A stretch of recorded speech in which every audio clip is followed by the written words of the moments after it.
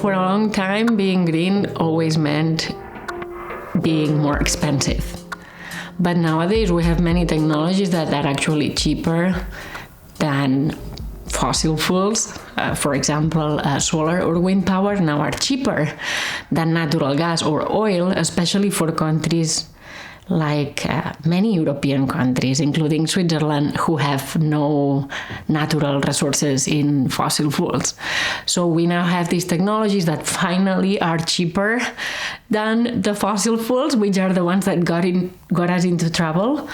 So an obvious decision is to stop going for the fossil fuels and start promoting only renewable power as the main future technology that we will use. That doesn't mean that we completely stop using fossil fuels. It's actually impossible to completely stop using them, but we should not invest in them anymore. And yet we see many countries who went to a lot of trouble with the Ukraine crisis, the war with Russia, advocating again to expand fossil fuels, to expand natural gas, even after all what has happened, and even considering that wind and solar are kind of cheaper in many, many ways. So it is a bit frustrating to see that now that we finally have a bit of a solution, we still don't go for it on full. We go for it a little bit, obviously, but we should just go for it on full. And governments are still very hesitant to do that, and companies obviously have no interest in changing the status quo. There are plenty of examples, successful examples of countries and regions that used to have very expensive power and now have very cheap power thanks to renewables. And that's, I think, the best case.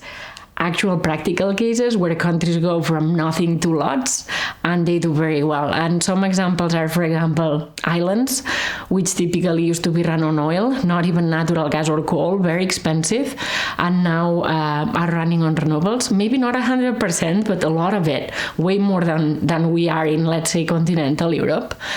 They used to have very cheap, very expensive power, and now they have actually quite cheap power. An example is Hawaii, for example, or the Azores, who have been experimenting a lot on how to produce green energy in their islands.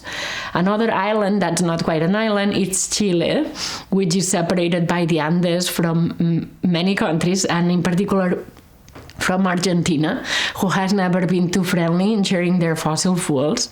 So Chile was very exposed to commodity price volatility, to whether Argentina would share the gas or not. Maybe that sounds familiar.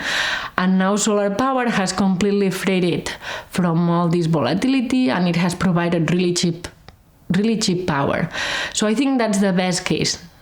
To be like, look, it's not just a theoretical argument. Here you have the example of many countries or many regions who are doing much better with renewable power.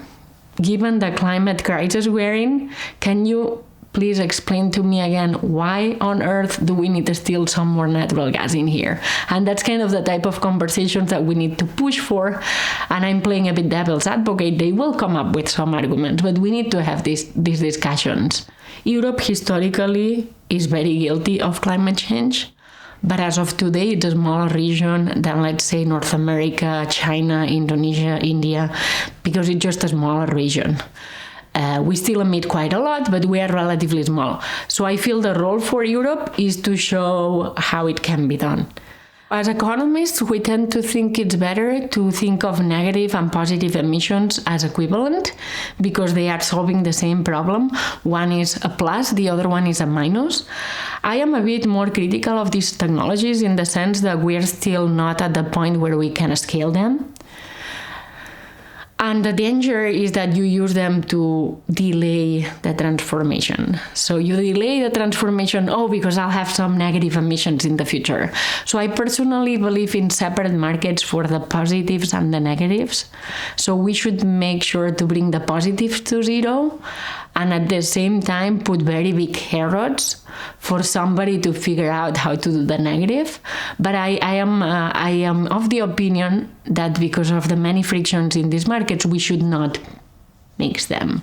Otherwise, it's too easy for governments to claim that they will go negative eventually. To me, number one is what they are not doing, which is sticking to red lines. Easy red lines. We should not invest public funds in fossil fuels.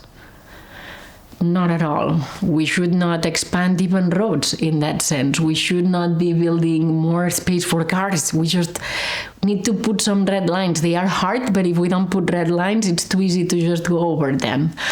The other one is to make sure the carbon price stays healthy and potentially increase it a bit more.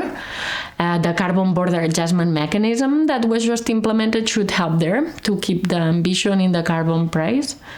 The funding of new technologies.